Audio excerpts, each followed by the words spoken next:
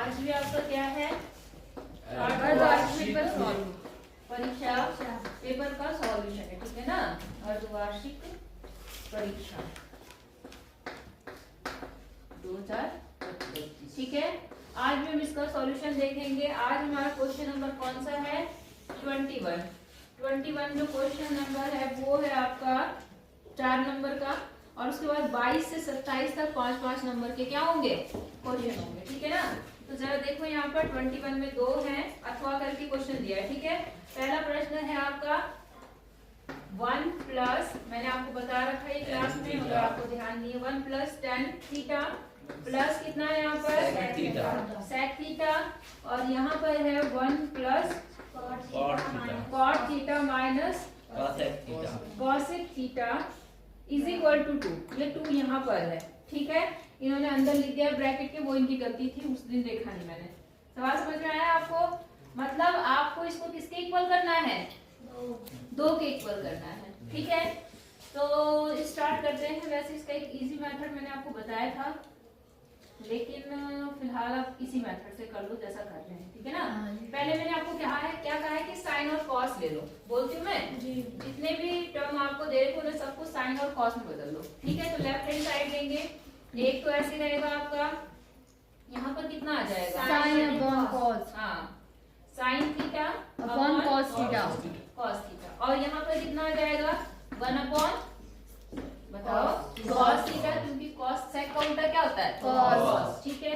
यहाँ पर हो गया 1 प्लस कॉस थीटा अपॉन क्या लिखा है, साइन थीटा, और माइनस यहाँ पर क्या आ जाएगा, साइन थीटा। यहाँ तक किसी को कोई दिक्कत है? नहीं है। अच्छा, अब एक काम करते हैं, थोड़ा सा एलसीएम ले लेते हैं। तो यहाँ जो एलसीएम में क्या हो जाएगा, कॉस आ जाएगा, कॉस थीटा। यहाँ कॉस नहीं है, 1 से भाग करोगे तो कॉस आएगा, कॉस से ऊपर गुणा करोगे तो कितना आ जाएगा, कॉस थीटा। यहाँ कॉस से कॉस कट जाएगा, 1 आएगा, 1 से गुणा करने पर कोई फर्क पड़ेगा नहीं पड़ेगा। यहाँ पर भी कॉस है तो यहाँ पर कितना आ जाएगा, ये। यहाँ तक समझ में आ गया आपको? हाँ जी। अब ऐसे ही सेम यहाँ पे करना है आपको, एलसीएम लेना है। एलसीएम में कितना आएगा, साइन थीटा, और यहाँ कितना आएगा, sine theta, sine theta cos theta minus 1, cos theta minus 1। यहाँ तक आपको समझ में आ गया? अब जरा ध्यान दो, मैं छोटा सा एक ब्रैकेट यूज कर रही हूँ। एक ब्रैकेट मैंने यहाँ लगा दिया। हाँ जी बोलो मैम जी। एक मैम चाबी मंगा लीजिए। किस चीज की? तीसरा ड्रॉप, और क्या बोल रही हो, गोलताला जी की मेरी चाबियां नहीं मिली। यहाँ तक समझ में आया?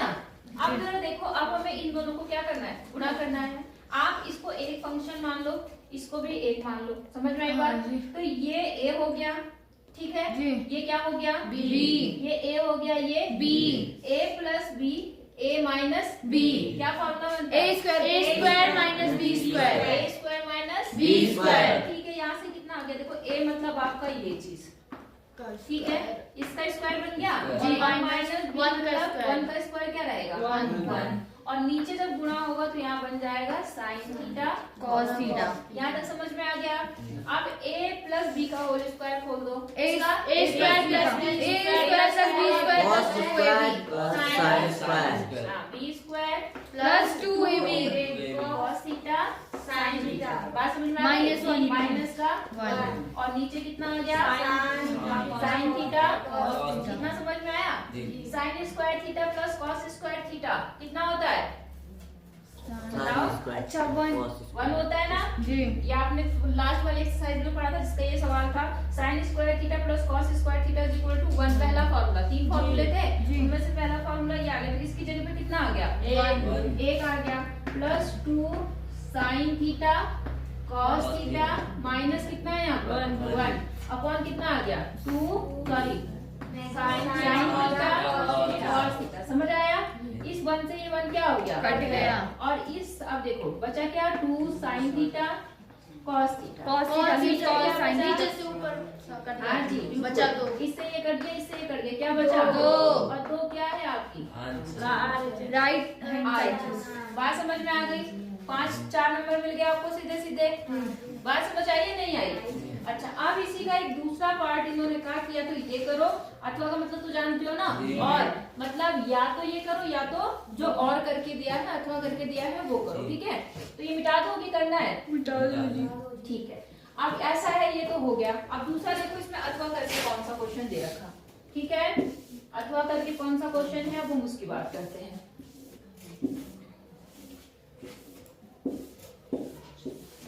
देखो जरा यहाँ पर दूसरा क्वेश्चन दे रखा है √1 प्लस साइन ए या अपॉन sin है, A, जी। ए हो थीटा हो, आपको कभी इसके लिए कंफ्यूज नहीं होना है, ठीक है ना। साइन ए, और इसको प्रूव करना है कितना, sec A plus tan A। sec a plus tan A। यहाँ तक आपको समझ आ गया, ठीक है। अब आप क्या काम करो, मैंने आपको कभी भी कहा है कि जब भी अंडर रूट में कोई फंक्शन देखो, खासकर नीचे वाला, तो उसका क्या करना पड़ता है, परिमेयकरण। तो इसका भी हम लोग क्या कर देते हैं, प्रमेयीकरण। तो प्रमेयीकरण करने का मतलब आपको पता है क्या करना पड़ता है, उसके विपरीत चिन्ह से ऊपर नीचे गुणा करना पड़ता है। गुणा। तो यहाँ पर देखो 1 प्लस साइन ए तो ऐसे ही रहा, ठीक है, गुणा। अपॉन पहले 1 माइनस साइन ए कर दिया हमने, ठीक है, इनको ब्रैकेट में जरूर करना। अब इसके विपरीत चिन्ह से ऊपर नीचे गुणा, तो विपरीत चिन्ह हो जाएगा 1 प्लस साइन थीटा ए। हाँ, 1 प्लस साइन ए। बात समझ आ गई आपको, साइन ए, इतनी बात समझ आ गई होगी, कोई दिक्कत है आपको? नहीं। अब आपको क्या करना है, ठीक है, अब आपका ये तो हो गया। अब आप थोड़ा सा देखो, अंदर ऊपर तो एक जैसी चीज आ गई, एक जैसी है, तो इसका मतलब हो गया 1 प्लस साइन ए का स्क्वायर, होल स्क्वायर बना। और नीचे देखो क्या बन गया आपका, चलो लगा दे, 1 square minus sine A square. Minus किसका Sin A square, A plus B और ए माइनस बी, फिर से A square minus B square. तो ए का स्क्वायर तो ए ही रहेगा, ठीक है। अब याद करो उसी फॉर्मूले को जो थोड़ी देर पहले आपने पढ़ा, a square plus b square minus sine square है, वो भी पढ़ना है, पहले ये वाला देखो, sine square A plus Sin square a is equal to होता है 1। तो अगर मैं इस साइन को इधर ले जाऊं तो क्या बन जाएगा, 1 minus sine square A is equal to क्या बन जाएगा, cos स्क्वायर ए। कितनी बात समझ में आई? तो इसकी जगह पर तो क्या आ जाएगा, cos स्क्वायर ए। कोई दिक्कत है? ठीक है, अब लिख दो यहाँ पर, यहाँ तक आ जाओ।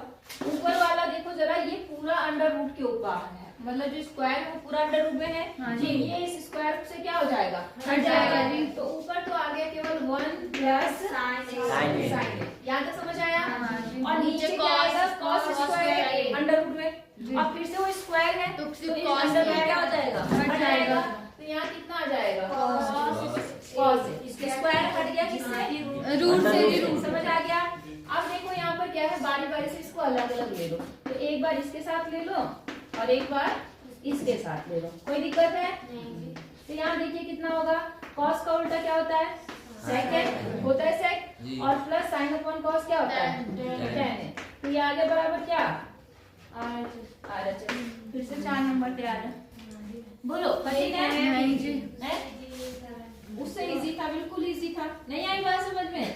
देखो उस समय आपको अपने दिमाग को बिल्कुल एक्टिव रखना है और कोशिश ये करना एग्जाम में कि सबसे पहले बड़े क्वेश्चन करने की कोशिश करो जो आपको क्लियर है कि हमारा आता है जी। मेरी बात समझ में आ रही है?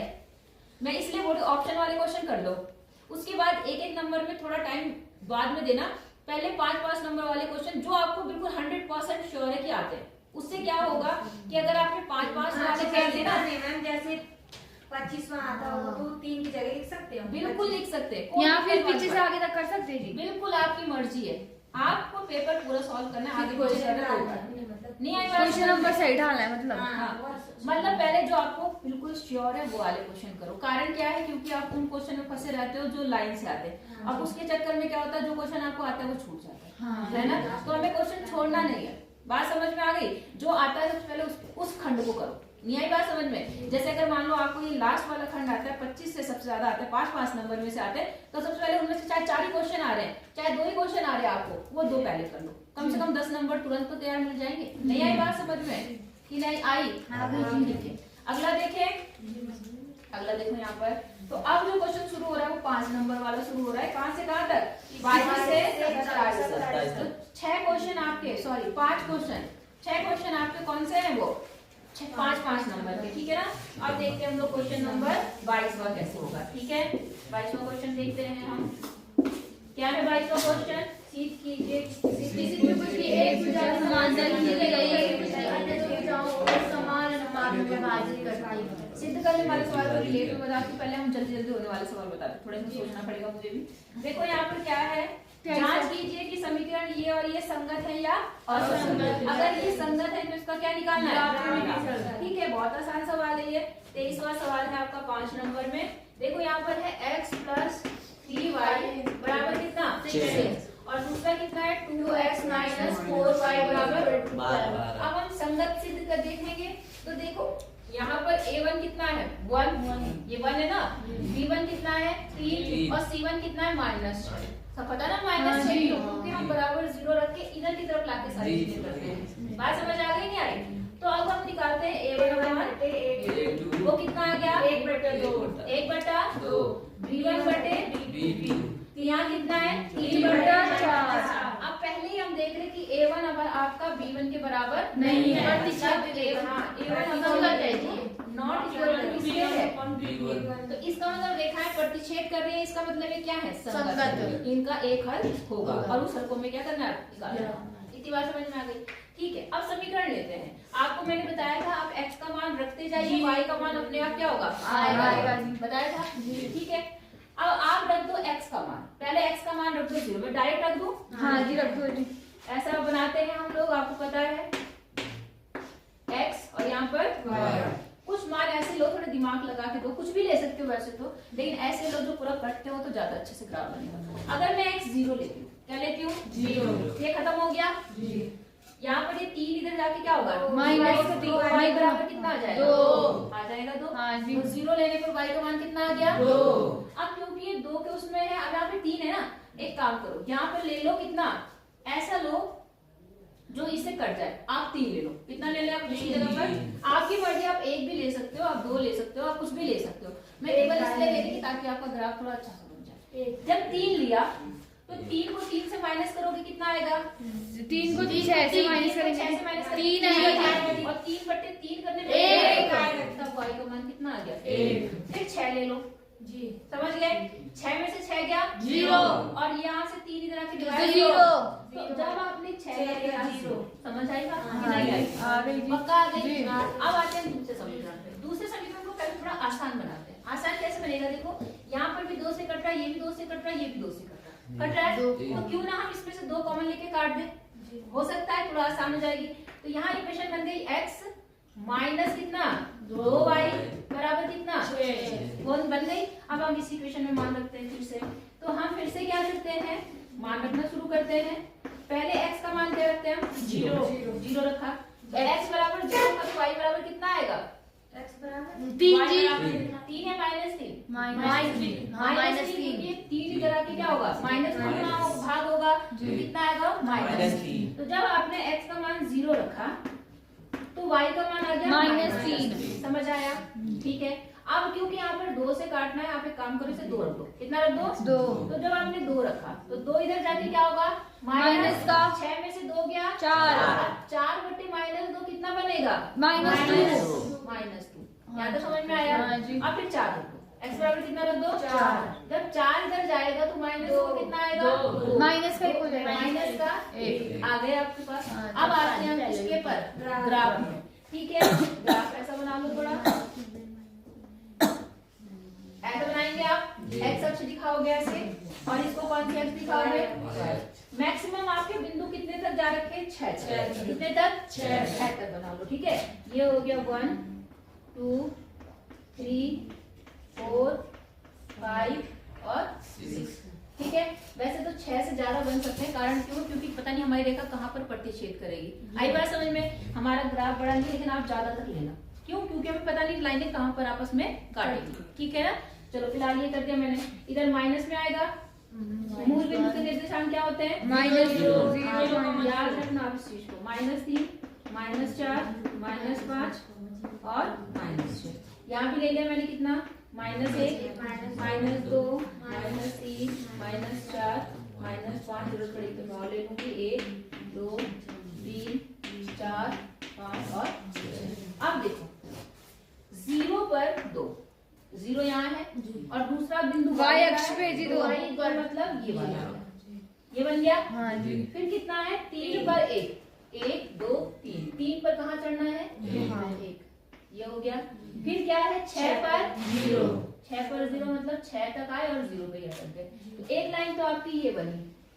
ऐसे बन गई, बिल्कुल सीधी मिलाना, तभी आपका प्रतिच्छेद बिंदु भी सही आएगा। यही बात समझ रहे हैं? ये सीधी लाइन ऐसे हो गया। दूसरा देखो कितना है, 0 पर -3, 0 यहाँ और -3 कहाँ पर है, इधर जाएंगे इधर जाएंगे, एक बिंदु तो आपका ये आ गया। दूसरा है 2 पर -2, 1 2 और -2 कहाँ पर, यहाँ पर, ठीक है। अच्छा, फिर तीसरा कितना है, 4 पर -1, 4 पर -1 मतलब ठीक है। अब इसे भी क्या कर दो, ऐसे मिला दो, मिला दिया। जहां पर ये काटेगा वो आपका क्या होगा, प्रतिच्छेद। अगर आप सही से करेंगे तो ये अच्छे से काटेगा। मेरा जो है वो क्योंकि लाइनें टेढ़ी मेढ़ी हैं, इसलिए सही जगह पर क्या नहीं काट रहा है। अब आप अपना सॉल्यूशन निकाल के देखना कि कितना आता है, एक छोटा सा जो ग्राफीय विधि से निकाला वो किसी भी विधि से आएगा, तो इसको रफ में निकाल के देखना कि हमारा आंसर कितना आएगा और उसी जगह पर ग्राफ को काटने की कोशिश करना। कहीं गलती होगी तो समझ लेना।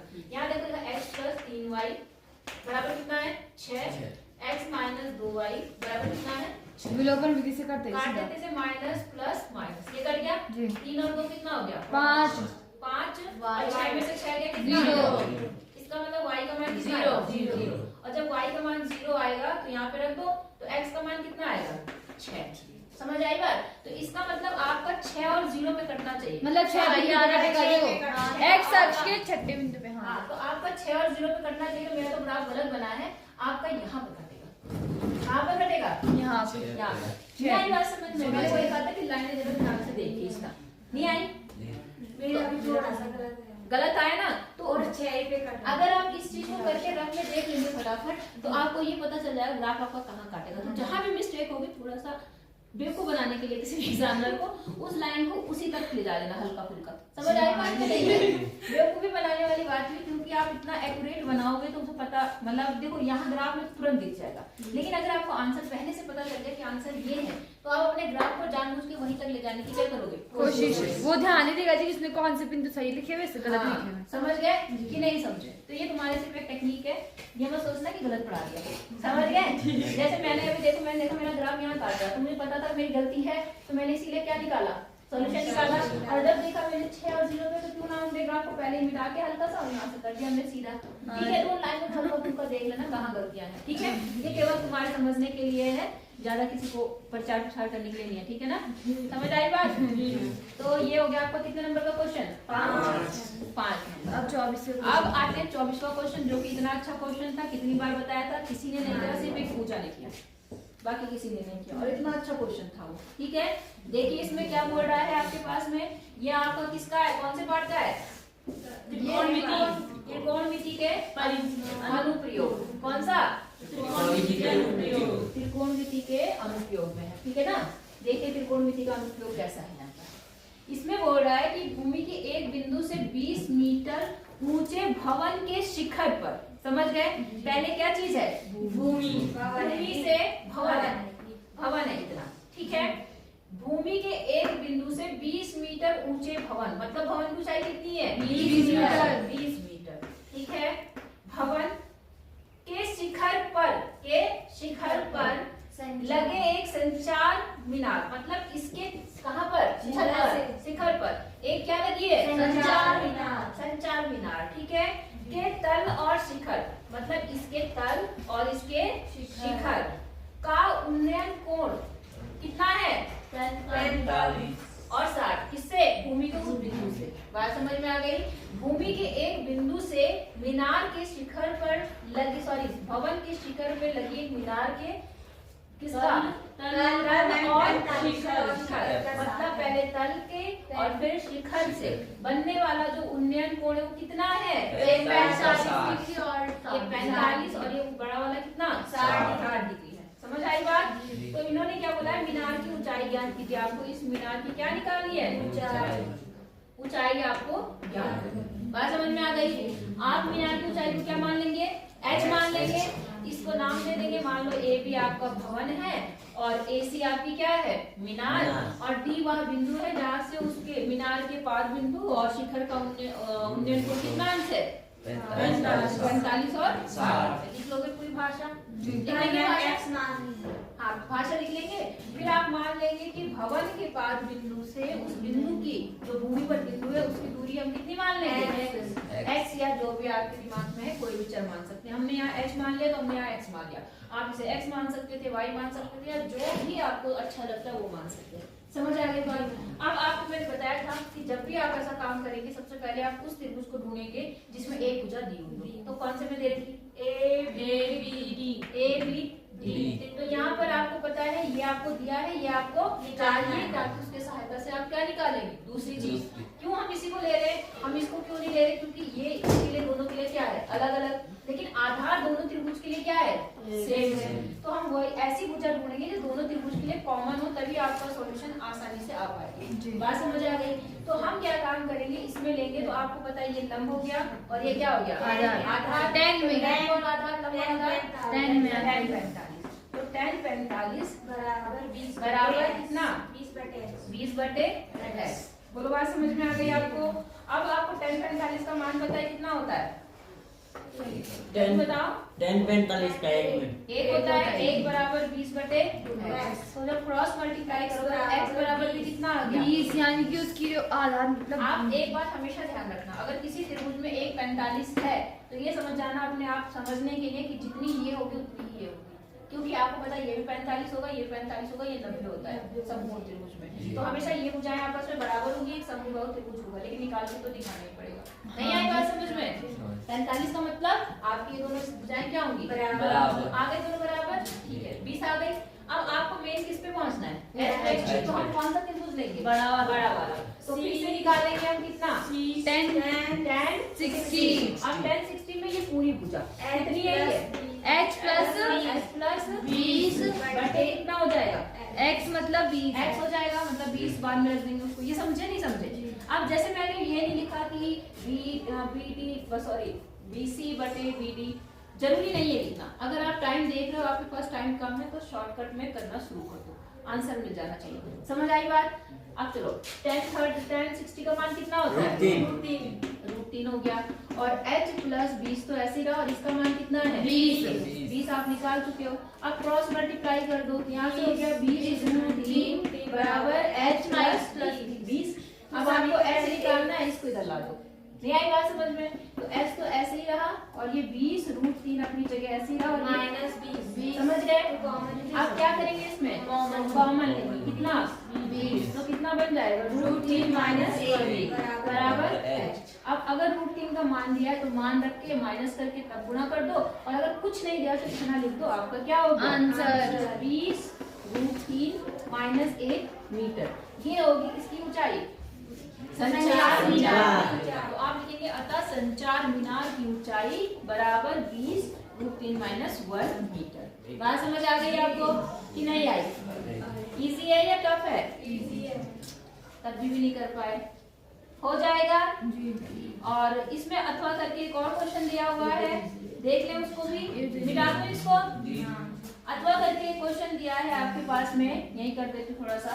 देखिए आपको 10a का मान दिया है, किसका दिया है, कितना 1/√3। अब आपको निकालना है, मैं एक बता दी, दूसरा आप खुद निकाल लेना। sin a, शायद ये भी केवल पूजा ने दिया था, मैंने cos a और sin c, समझ गए। अब देखो आपने पहले ही आपको पता है जब भी किसी चीज की वैल्यू निकालनी होती है आप एक ट्रायंगल बनाते हैं, आप एक ट्रायंगल बना लिया। मैं इस कोण को a ले लूं, इसको क्या ले रही हूँ, ये मान लो b हो गया, ये क्या है c। आपको पता है 10 बराबर क्या होता है, लंब बटा आधार। लंब कितना हो गया, 1 और आधार कितना 3। पाइथागोरस प्रमेय से आपका जो ये AC होगा तो कर्ण निकल जाएगा, कर्ण निकल जाएगा। AC² बराबर हो जाएगा 1 का स्क्वायर प्लस 4 है जी, 2 है 2। AC बराबर कितना आ गया, 2 जी, पता है आपको, है ना। तो ये आपका 2 आ गया, इतनी बात समझ आ गई। तो आप पाइथागोरस प्रमेय लगा के दिखा देना कि AC कितना आ गया, 2। अब आती है बात किसकी, साइन A, ठीक है। तो साइन A क्या होता है, A यही वाला एंगल है, लंब बटे, तो लंब कितना है 1 और कर्ण कितना है 2, तो इसकी वैल्यू आ गई 1/2। इतनी बात समझ में आ गई। अब है cos C, तो हम कौन से वाले एंगल को देखेंगे, C वाला। अब ये आधार बन गई, ये क्या बन गई, आधार बटा कर्ण। समझ गए। तो तो आधार बटे कर्ण कितना होगा? 1/2। आधार ये है और कर्ण समझ में आया कि आधार वो क्यों बना? क्योंकि एंगल कौन सा है? सी। अब फिर से आते हैं प्लस cos a, तो cos a कौन से वाले एंगल की बात कर रहा है? इस तो आधार कौन सी पूछा है? ये तो आधार बटे कर्ण कितना आ गया? इसका 3/2। अब साइन सी वाला मतलब ये एंगल, तो आधार ये तो कर्ण कौन सी होगी? ये तो कर्ण बटे लंब, कर्ण बटे लंब बटे कर्ण तो बराबर कितना हो गया? √3/2। समझ गए नहीं समझे? अब देखो यहाँ से 1/4 आ गया और यहाँ से 3/4। अब नीचे हर बराबर है तो नीचे तो 4/4 यानी कि एक आंसर। 4/4 बराबर एक आंसर। एक ये मिल गया 2.5 नंबर आपको। नहीं आई बात ये मैंने समझ? अब त्रिभुज बन गया है, सब कुछ बन गया। अगले वाले समीकरण को आपको रखना है, उसमें भी मान निकालना है, जो भी मान आएगा आपका आंसर आ जाएगा। बोलो बात समझ आ गई? जी। तो फिर से 5 नंबर तैयार हो गए आपके। ठीक है, चले आगे। जी मैम। अब देखो क्वेश्चन नंबर 25। कौन सा? 25 देखो क्या बोल रहा है आपको। ये सारे पेपर सॉल्व करके अपनी कॉपी पे करके दिखाना मुझे।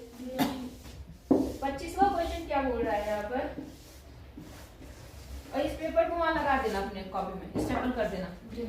यहाँ बोल रहा है 25वां सवाल, 5 नंबर का सवाल, ठीक है। किसी स्कूल के विद्यार्थियों को उनके समग्र शैक्षिक प्रदर्शन के लिए 7 नगद पुरस्कार देने के लिए 700 रुपए की धनराशि रखी गई। कितने पुरस्कार हैं? 7। और 700 रुपए उन 7 पुरस्कारों में क्या करना है? बांटना है। समझ गए? 7 लोगों को बांटना है।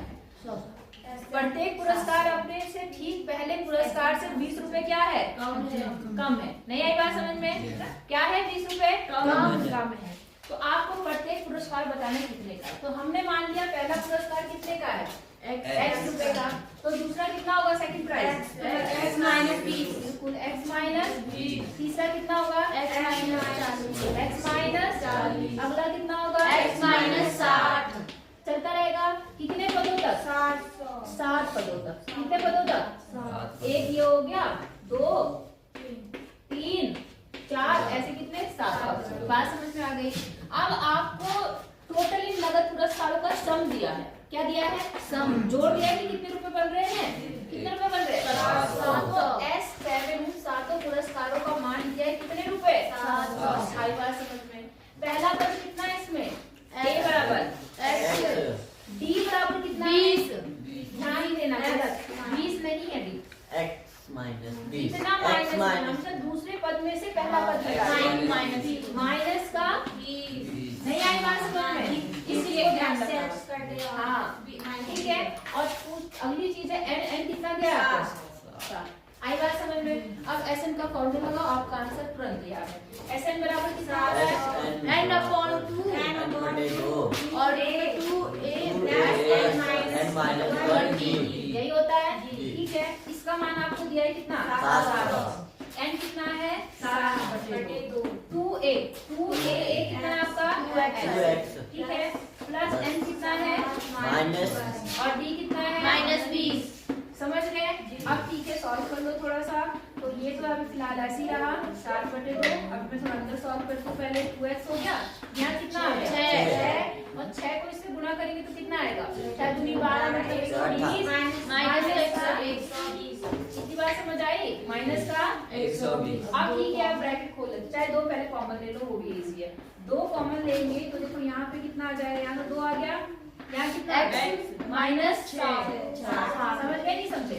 और यहाँ कितना आ गया? 7। इससे ये कट गया, ये गुणा इधर आके क्या होगा? तो 700 में 7 से भाग 70। 100 और बराबर कितना हो गया? x - 7। ये 60 यहाँ माइनस इधर आके क्या होगा? 160। इसका मतलब पहला पुरस्कार कितना है? 160। जो फर्स्ट प्राइज है वो कितना है? 160। अब सेकंड प्राइज कितना होगा? 140। थर्ड पुरस्कार कितना? 120। अब समझ गए होंगे आप। 100। 7 पुरस्कार आप निकालेंगे। समझ में आई बात कि नहीं आई? हो जाएगा। 5 नंबर मिल गए फिर से। आगे चले जी। अच्छा, ये वाला जो क्वेश्चन ये थोड़ा अलग सा दे रखा था। इसको मैं देख के बताऊं क्योंकि मुझे इसकी लैंग्वेज थोड़ी गलत लग रही है। तो देखो इसको ना, प्लेटो से खंबा कितनी दूरी पर होगा। चलो पहले अगला कर लेते हैं, उसके बाद बात करते हैं। पहले हम लोग कर लेते हैं इसका अथवा वाला, 26 का अथवा वाला देख लेते हैं, फिर बताती हूँ उसको मैं। 26 का अथवा,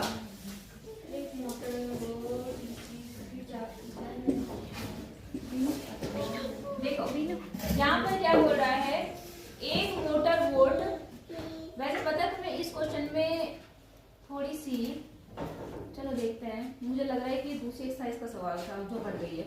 एक मोटर बोट जिसकी स्थिर जल में चाल कितनी है, 18 किलोमीटर, 24 किलोमीटर धारा के प्रतिकूल जाने में उसे धारा के अनुकूल जाने की अपेक्षा 1 घंटा अधिक लेती है। देखो ना ध्यान से समझो, जब आप किसी नदी के साथ चलते हो तो जो आपकी चाल होगी वो क्या होगी, नदी चल रही है, नदी बह रही है जी, ऐसे बह रही है, नदी इधर बह रही है और आप भी इधर जा रहे हैं, तो आप धीरे चलेंगे तेज चलेंगे? तेज। क्यों?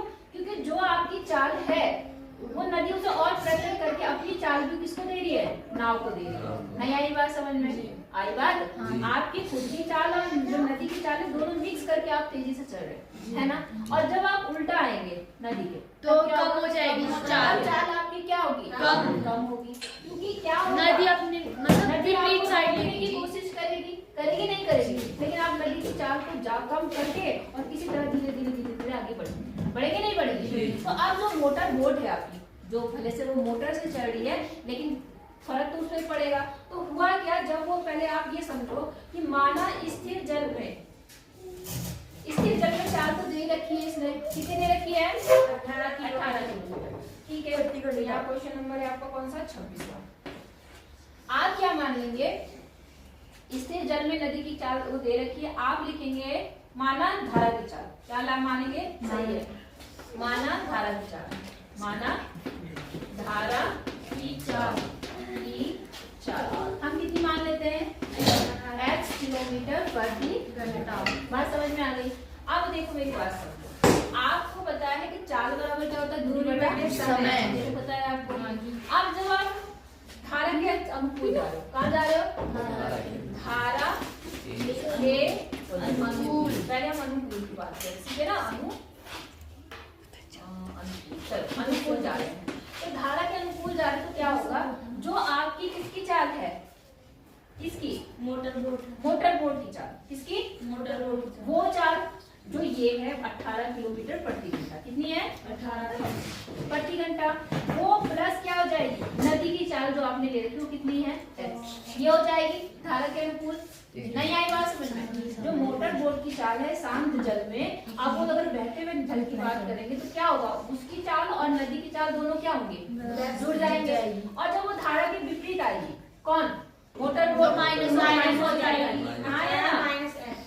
हो गया नहीं होगी। तो बस इसी चीज को ध्यान में रखकर आपको समीकरण सॉल्व करना है, आपका आंसर आ जाएगा, ठीक है। तो धारा के अनुकूल क्या होगा, चाल बराबर क्या होता है, दूरी बटा क्या, समय। बात समझ में आ गई? चाल कितनी है धारा के अनुकूल, 18 प्लस x, और दूरी कितनी है बताओ, 24 किलोमीटर। बोल रहा है ना 24 किलोमीटर ही जा रहा है, 24 किलोमीटर ही क्या कर रहा है, आ रहा है।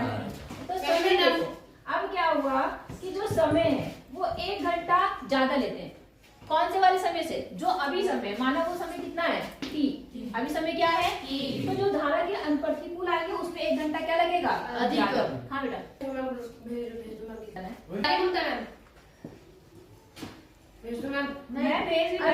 ये क्वेश्चन सॉल्व करके आ रही थी, इतनी बात समझ में आ गई। अब ये धारा के अनुकूल बन गया, अब हम आते हैं किधर, धारा के प्रतिकूल। ये चीजें समझा देना कि धारा के अनुकूल चाल 18 प्लस x होगी और धारा के प्रतिकूल क्या होगी, 18 माइनस x, ठीक है। अब धारा के किस बात करते हैं हम लोग, प्रतिकूल बात करते हैं। तो फिर से चाल बटा समय, तो अब प्रतिकूल चाल कितनी हो जाएगी, 18 माइनस x होगी, और बराबर दूरी तो 24 ही है। अब समय कितना लग रहा है, 1 घंटा ज्यादा, यहाँ पर t लग रहा था और यहाँ पर t प्लस 1। इसकी बात समझ में आ गई। अब यहाँ से दो इक्वेशन बना के हमें क्या करना है, सॉल्व करना है। बात समझ में आ गई? तो आप सॉल्व कैसे करेंगे जरा ध्यान से समझो। अब देखो जरा, एक काम कर सकते हैं, हमें निकालना क्या है, हमें निकालना है धारा की चाल, मतलब हमें x निकालना है। क्या निकालना है? x। तो क्यों ना हम थोड़ा सा सॉल्यूशन टी निकालें मान रख सकते हैं, टी का मान जैसे हाँ, हम बिल्कुल समीकरण टी का में मान ही रखते हैं। रखेंगे। अब लेकिन एक कैसे रखें, थोड़ा कठिन ना बने। यहाँ से टी का मान निकाल लेते हैं। टी का मान कितना आएगा? 24। ये टी यहाँ चला गया और ये पूरा कहाँ आ गया? इधर। तो कितना हो गया? 18 प्लस x। इसकी बात समझ में आ गई। ये टी का मान कहाँ रख देते हैं? यहाँ रख देते हैं। थोड़ा इसको सॉल्व कर लेते हैं पहले। 18 माइनस x, मैं इसको इधर ले जाती हूँ, पूरा हो जाएगा क्रॉस मल्टीप्लाई में। तो यहाँ कितना हो गया? t प्लस 1 बराबर कितना? 24। अब हम यहाँ पे टी का मान रख देते हैं। ये तो 18 माइनस x ऐसे ही रहा, और यहाँ पे कितना हो गया? 24 बटा 18 प्लस x। 18 प्लस x, ठीक है। और प्लस कितना आ गया? 1 बराबर कितना? थोड़ा सा सॉल्व करने में है इसमें थोड़ा सा, बस इसको पहले एलसीएम ले लो। कितना आएगा? 18 प्लस x, ये इधर गुणा ये इधर, यहाँ तो 24 ही रहेगा, और यहाँ कितना हो जाएगा? 18 प्लस x। इतनी बात समझ में आ गई। और यहाँ कितना है? 18 माइनस x, और इधर कितना है? 24। समझ आया आपको या नहीं आया? ठीक है। अब गुणा इसमें देखो कितना हो जाएगा। 18 और 24 मिलके कितना हो जाएगा? 40। 18 माइनस x तो अपनी जगह ऐसी रहा। 24 और 18 मिलके कितना हुआ?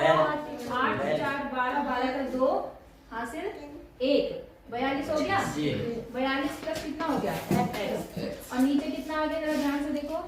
18 प्लस x, ठीक है। और यहाँ कितना है? 24। अब आप क्रॉस मल्टीप्लाई फिर से कर दो, इसको इधर इसको इधर। अब देखो साथ साथ में गुणा भी कर रही हूँ, तो देखो 18 को 24 से गुणा करके बताओ कितना आ रहा है?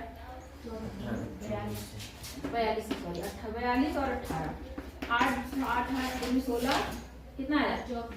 8 16, हाँ 8 14 16 33, और यहाँ पे कितना आ गया? 42 6 5 7, कितना आ गया? 755। ये आ गया। इसको इससे गुणा करके इसको इससे करेंगे तो माइनस का 42x आ जाएगा, है ना? 42x। फिर इसको इससे करेंगे तो प्लस का 18x आ जाएगा। इसको इससे करेंगे तो माइनस का x स्क्वायर आ जाएगा, ठीक है। बराबर इसको इससे करेंगे तो फिर से 24 को किससे गुणा करना है? 18 से। 24 को 18 से गुणा करते हैं, 8 चौक 32, 8 दूनी 16 17 18 19, और यहाँ कितना आ गया? 24। तो 2 13 432, 432 और प्लस का 24। इतनी बात समझ में आ गई। इसमें देखो आपके पास द्विघात समीकरण बन रही है। क्या बन रही है? उस द्विघात समीकरण को अगर आप हल कर लेंगे तो आपका क्या आ जाएगा? आंसर आ जाएगा। बात समझ आई? तो देखो यहाँ पर कितना है, पहले यहाँ पर घटा दो थोड़ा सा। यहाँ पे तो 756 आ गया आपका, ये यहाँ पर माइनस कर दो, कितना? 432। सबको एक तरफ लाती हूँ, कोई दिक्कत? पहले इसको थोड़ा सॉल्व कर लेते हैं। 42 में से गया कितना आएगा? 12 में से 8 गया 4 आया। थोड़ा कैलकुलेशन जल्दी कर रही हूँ, कहीं गलत होगा तो देख लेना। 3 में से 24 आ गया यहाँ पर, माइनस का 24 है, और माइनस का ये प्लस का 24 है, इधर आके क्या होगा? माइनस का 24 बराबर 0। कोई दिक्कत यहाँ तक? प्लस हो जाएगा, प्लस होगा ना। अब सही क्रम में लिख लो। सबसे पहले आ जाए x स्क्वायर, फिर x वाला 24 और 24 कितना हो गया? 8 का 48x, और यहाँ कितना हो गया? तो घटाना है तो 6 में से प्लस 4, और यहाँ पर 2, और यहाँ पर 3 बराबर कितना आ गया? 0। आई बात समझ में? अब यहाँ पर पहले कौन सा चिन्ह है? माइनस। तो माइनस चिन्ह क्या कर दो? कॉमन ले लो। तो माइनस चिन्ह कॉमन लेने से यहाँ पे बन गया x स्क्वायर, और कितना बना? प्लस कितना है वहाँ पर? 48x, और कितना बनेगा? माइनस 324 बराबर 0। अब आपको क्या करना है? इसको ऐसे गुणनखंड करने हैं कि घटाने पर कितना है? 48। तो मैं गुणनखंड यही कर लेती हूँ थोड़ा सा। 324 किससे कटेगा? 2 से, 2 ही कर दो, 2 6 12, 2 3 4, थोड़ा जल्दी है, 2 8 16, 2 3 से कट जाएगा, 3 9 6, 3 7 21, 3 9 3 निमा, 3 से 3, 3 से 1। अब आपको ऐसे जोड़े बनाने की घटाने पर कितना है? 48। तो देखो यहाँ पर 9 दिया 27, नहीं ज्यादा हो जाएगा, 2 दूनी 4, 4 दिया 12, 5 24 बटा 36, 4 4 दिया 12, 5 24 36, 36 दिया कितना होता है? 36 यहाँ ज्यादा हो जाएगा जी। बहुत ज्यादा हो जाएगा। इनको करो जरा। 3 दिया 9, 9 दूनी 18 18 दूनी 36 ना कभी भी नहीं हो पाएगा। 3 तिया 9 9 तिया 27 27 दूनी 27 दूनी कितना होता है 54 होता है। और 54 में से अगर हम 6 घटाएंगे तो कितना आएगा बताओ? 48 जी। आ गया? हाँ जी। ठीक है। 54 x माइनस 6x। 48 आ गया ना? हाँ जी। ठीक है। तो यहाँ देखो कितना हो गया x² प्लस 54x है ना? हाँ जी minus 6x minus 6x minus 324 बराबर 0। अब इसमें कॉमन आएगा x, तो x प्लस कितना आ गया 54 और इसमें आ गया कितना कॉमन 6। तो यहाँ पर भी x प्लस हो जाएगा जी। x प्लस 54 क्योंकि बाहर 0। अब देखो x प्लस 54 एक में आ गया और x माइनस 6 एक में आ गया बराबर 0। x बराबर 1 तो माइनस का 54 आया। x और प्लस का 6 आया। क्या 4 कभी माइनस में होती है? नहीं जी। ये वाला मान आपका क्या अमान्य। होगा? अतः जो आपकी किसकी धारा की जो चाल है वो कितनी है 6 किलोमीटर प्रति घंटा है।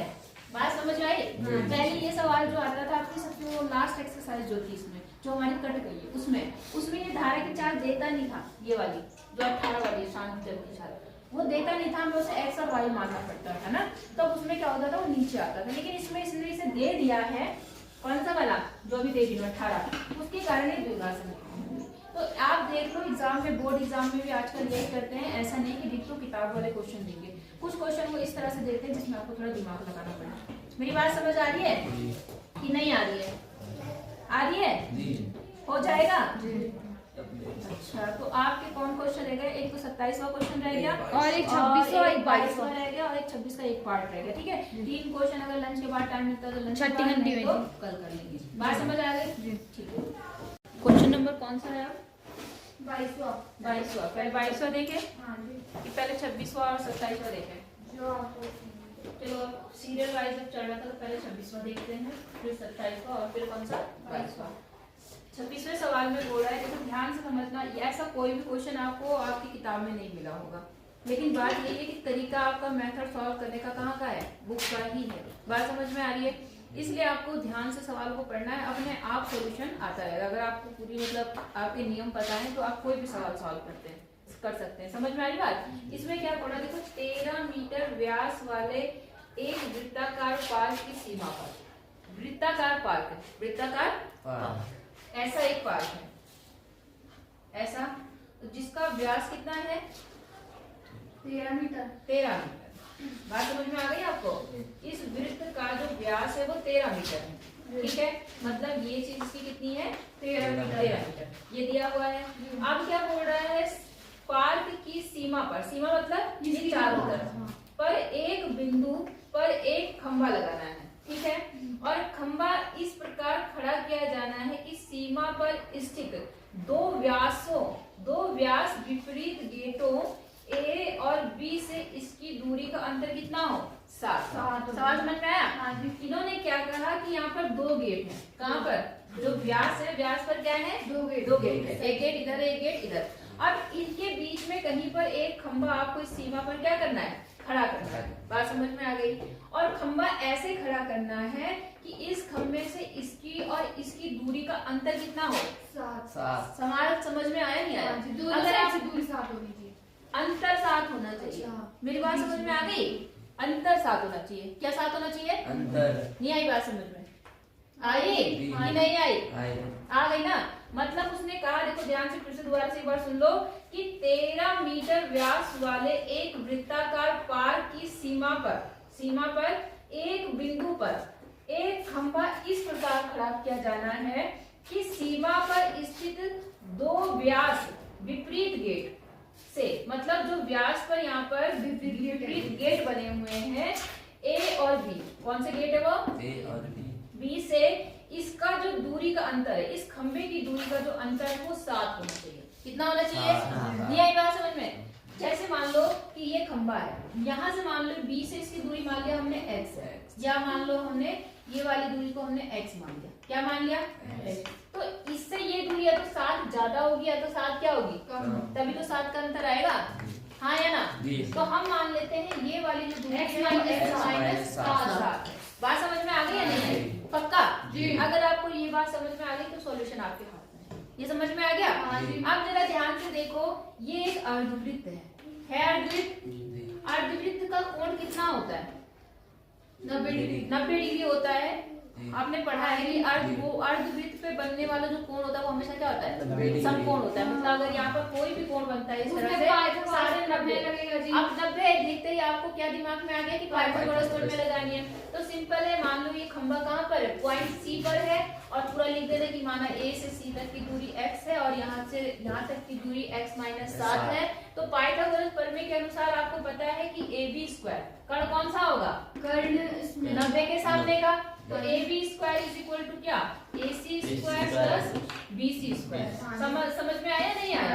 बस अब सिंपल मान रखो, आपका आंसर आ जाएगा। व्यास इन्होंने पहले ही बता रखा कितना है? 13 है ना। और AC कितना है आपका? x स्क्वायर और प्लस BC कितना है आपका? 7 x - 7। बोलो समझ में आया नहीं आया? आ गया। अब देखो जरा, इसका स्क्वायर आपने कहा 169 होता है, इसका स्क्वायर x स्क्वायर होता है, और इसका क्या करेंगे? x स्क्वायर फॉर्मूला खोलेंगे a - b का होल स्क्वायर। तो a स्क्वायर मतलब x square plus b square मतलब 7 का स्क्वायर कितना आ गया? 49 माइनस 2ab माइनस 2ab तो कितना बन गया? 14x। आई बात समझ में कि नहीं आई? अब थोड़ा इसे सॉल्व करते हैं। देखो यहाँ पर x स्क्वायर है, यहाँ पर x स्क्वायर, तो दोनों क्या हो जाएंगे? जुड़ जाएंगे। तो ये बन गया 2h स्क्वायर। कोई दिक्कत यहाँ तक? अब यहाँ देखो जरा, ये कितना है? -14x, क्योंकि x के साथ कोई और नहीं है जुड़ने के लिए, तो ऐसे ही रहेगा। अब जरा ध्यान दो, ये जो 169 हम क्या काम करते हैं? इसको भी इधर ले जाते तो हैं। माइनस हो तो जाएगा। यहाँ पे प्लस का था और यहाँ क्या है? माइनस। तो इधर आके क्या होगा? माइनस। अब इसमें से ये क्या करेंगे? माइनस कर देंगे। तो देखो कितना होगा? 9 में से 9 गया, कितना आया? 0। 6 में से 4 गया, कितना आया? 2। और यहाँ कितना आया? 120 बराबर कितना बन गया? 0।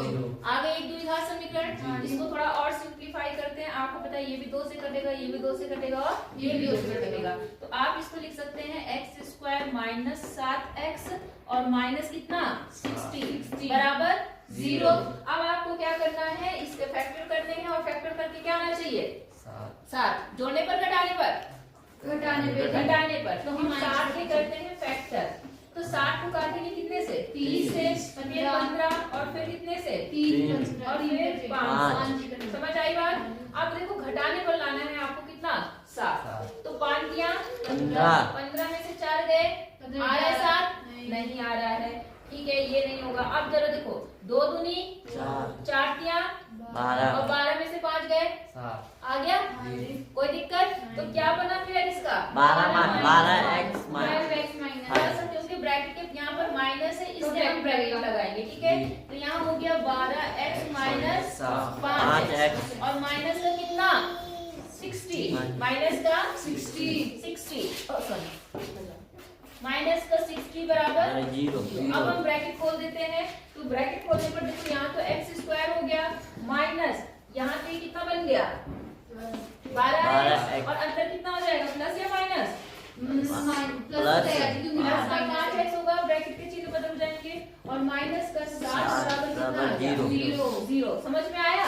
कॉमन ले लो, इन दोनों में क्या कॉमन? x। तो यहाँ पर आ गया x माइनस 12 और यहाँ पर क्या कॉमन है? यहाँ पे कुछ नहीं है। है कॉमन। कितना कॉमन है? 5। क्योंकि 5 भी 5 से कटेगा और 60 भी तो 5 से कटेगा। जी, तो यहाँ पर कितना आ गया? देखो x और यहाँ पर आ गया 5 ही का नाम 5, 5 दूनी 10, आ गया 12।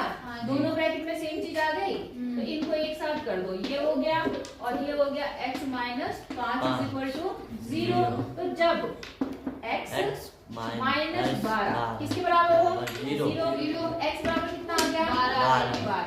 आई बात समझ में? और जब दूसरा x माइनस 5 बराबर प्लस था, x प्लस 5 बराबर 0 होगा, x अब आपको पता है कि x जो है वो दूरी है। x क्या है? दूरी और माइनस में माइनस में होती है। तो ये वाला मान तो आपका क्या हो गया? अमान्य हो गया। बात समझ में आ गई? ये वाला आपका हो गया। तो अब x आपने क्या माना था? AC माना था, इसलिए जो आपकी A से C तक की दूरी वो तो कितनी हो गई? 12 मीटर। 12 और यहाँ से BC की दूरी कितनी हो जाएगी? x माइनस 12 12 माइनस 7 कितना? 5। तो ये 5 मीटर और ये कितने मीटर?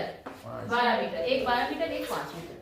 बोलो समझ में आया सवाल? ये आपको बुक में वैसे तो बुक में नहीं है, अगर एग्जाम्पल में होगा तो पता नहीं, हमने ध्यान नहीं दिया, हाँ। लेकिन मुश्किल ही होगा ये, देख लेना, क्या पता हो हमने ध्यान ना दिया हो, लेकिन मतलब इस तरह का सवाल है और थोड़ा सा दिमाग लगाना है और आराम से हो जाएगा। बात समझ में आ गई?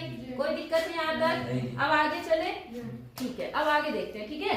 अब क्वेश्चन नंबर 27 देखो, मिटा दूं? 27 देखो, क्वेश्चन नंबर 27 में क्या बोल रहा है कि आपके पास एक चतुर्भुज है, एक चतुर्भुज है जिसमें एक रेशियो बराबर दिया है। बोल रहा है कि चतुर्भुज ABCD के विकट परस्पर O पर क्या करते हैं? प्रतिच्छेद। एक चतुर्भुज है 27 का, अभी हमने बना तो भले से समलंब लिया है, लेकिन अभी हमें ये प्रूफ करना है कि वो क्या है? एक समलंब है। एक चतुर्भुज है ABCD, इसके विकर्ण कहाँ पर प्रतिच्छेद करते हैं जी? O पर प्रतिच्छेद। इतनी बात समझ में आ गई? अब क्या कह रहा है, इस प्रकार प्रतिच्छेद करते हैं कि दिया है, क्या दिया है? AO अपॉन BO बराबर CO अपॉन DB। बात समझ में आ गई? बात ये दिया हुआ है, तो आपको क्या करना है? सिद्ध करना है या दिखाना है। क्या सिद्ध करना है बताओ? कि एक समलंब है। हाँ, कि चतुर्भुज ABCD एक क्या है?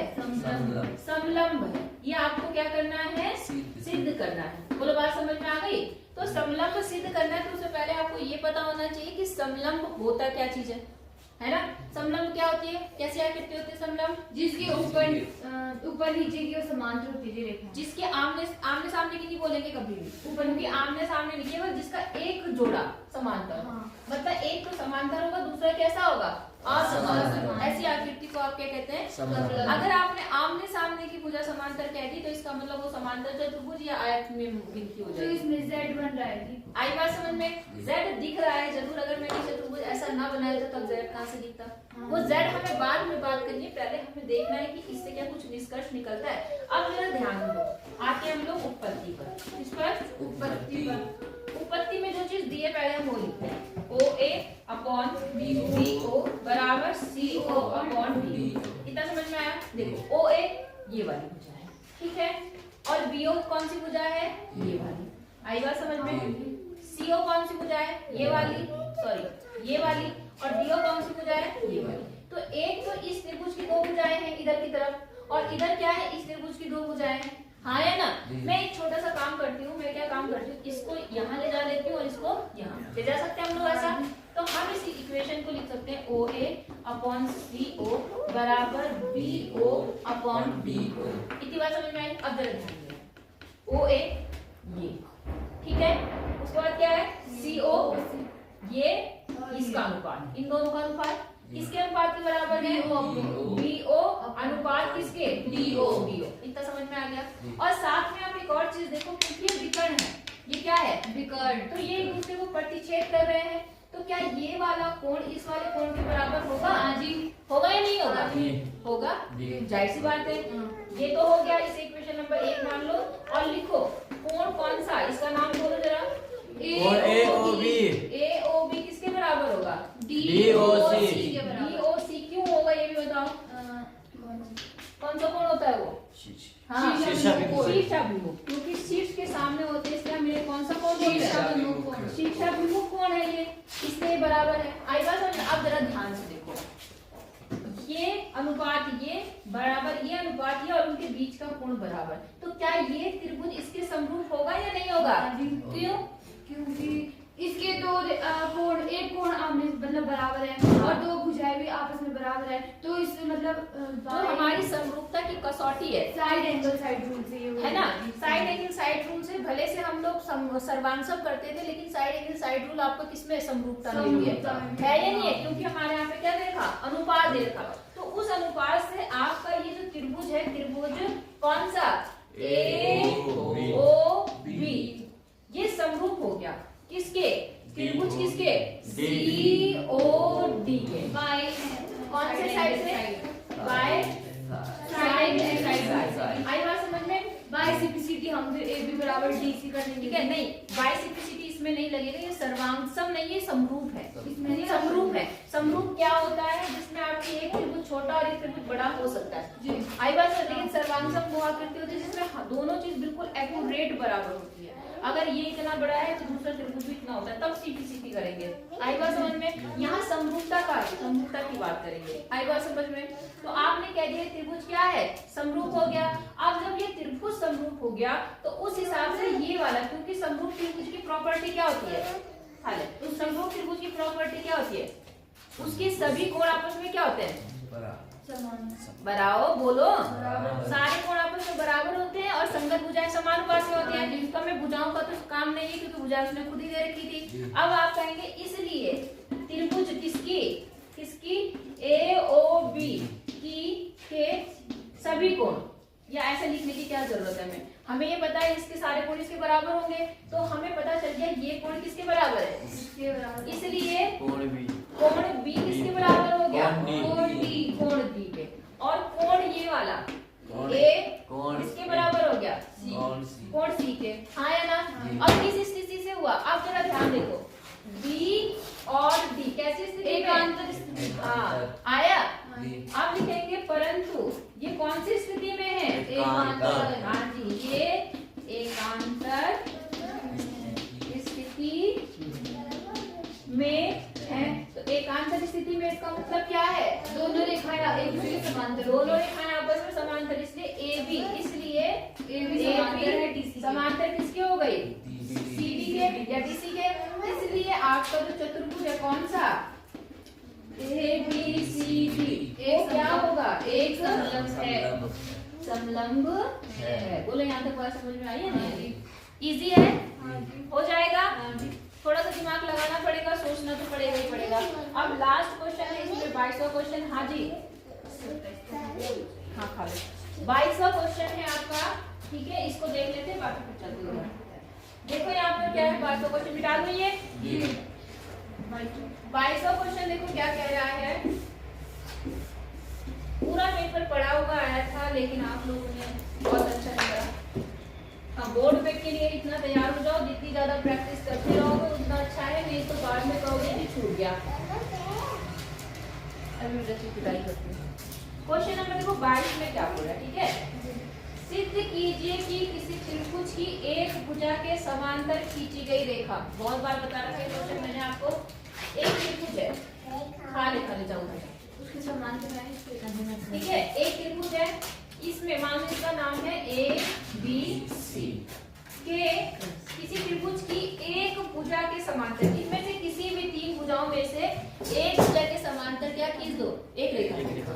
मान लो हमने इस भुजा के समांतर यहाँ से एक रेखा हमने ऐसी खींची। बात समझ में आ गई? खींची गई रेखा त्रिभुज की अन्य दो भुजाओं को समान अनुपात में विभाजित करती है। ये आपको क्या करना है? प्रूव करना है, बताना है। सवाल समझ में आ गया? क्या बोला उसने? त्रिभुज की एक भुजा के समांतर खींची गई रेखा, जो आपने इस खींची गई रेखा, वो क्या काम करती है कि इनको बराबर अनुपात में विभाजित करती है। मतलब AD/BD बराबर AE बटे AC। समझ में आई बात? ये आपको, अरे भाई ये तो फट भी गया, आप तो खा ले यार। बात समझ में आ गई या नहीं आई? समझ में आया? पूछा क्या है उसने? क्या बोला?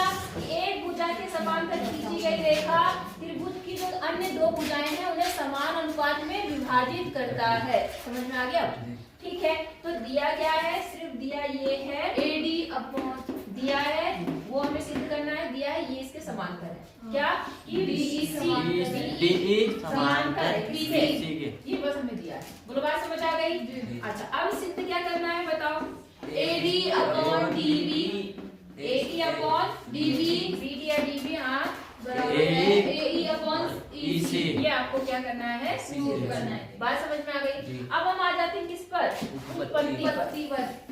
बात समझ में आ गई? अब देखो जरा उत्पत्ति में ध्यान दो। आप क्या काम करो, दो त्रिभुज है आपके पास में, एक त्रिभुज आपका ये है और एक त्रिभुज आपका ये है। आई बात समझ में? इन्हें किसी तरह से समरूप कर दो, मतलब इनके सभी कोण आपस में बराबर कर दो। कर सकते हैं समरूप? हाँ जी। कैसे? एक तो रेखा समांतर हो गई, ये इसके समांतर हो गए और एक कोण वो हो गया जी। कौन सा कोण? ये ए वाला जी।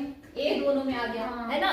जी। ध्यान से देखो, इस त्रिभुज में भी ये वाला कोण है और इस त्रिभुज में भी ये वाला एक कोण उपनिष्ठ हो गया। और दूसरा, क्योंकि ये रेखा इसकी क्या है? समांतर, तो इसलिए ये वाला कोण इसके क्या होगा? बराबर। क्यों? कौन सा कोण होता है? आसन्न संगत कोण। कौन सा कोण होता है? संगत कोण। और इसी हिसाब से ये वाला कोण इसके बराबर हो गया। क्यों? संगत कोण। इसका मतलब ये छोटा त्रिभुज इस बड़े त्रिभुज के समरूप हो गया जी। कि नहीं हुआ? हो गया। लिख दो फिर। देखो, कोण ए, थोड़ा शॉर्ट में लिख रही हूं मैं, कोण ए के बराबर है, ठीक है। कोण कौन सा? बी किसके बराबर है? कोण डी के। बी किसके बराबर है? डी के। क्यों? कौन से कोण है ये? संगत कोण बन रही है, ठीक है। और ये वाला कौन सा है आपका? कोण ई ई बराबर कोण ई। कोण ई। ये क्यों? ये भी संगत कोण है। आई बात समझ में? इसलिए त्रिभुज कौन सा? इस छोटे वाले का नाम बोलो। ए डी ई समरूप है किसके? A B C. आई बात समझ में कि नहीं आई? समरूप समझ में आ गया? जी। अब जब त्रिभुज समरूप होती है तो क्या होती है कंडीशन? संगत भुजाएं समानुपात में होती है। सुना है आपने? जब त्रिभुज समरूप होते हैं तो संगत भुजाएं क्या होती है? समानुपात। तो संगत भुजाएं समानुपात में करते हैं।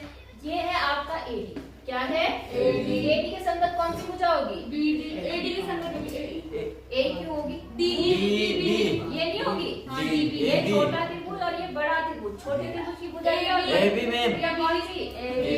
AB। समझे नहीं समझे?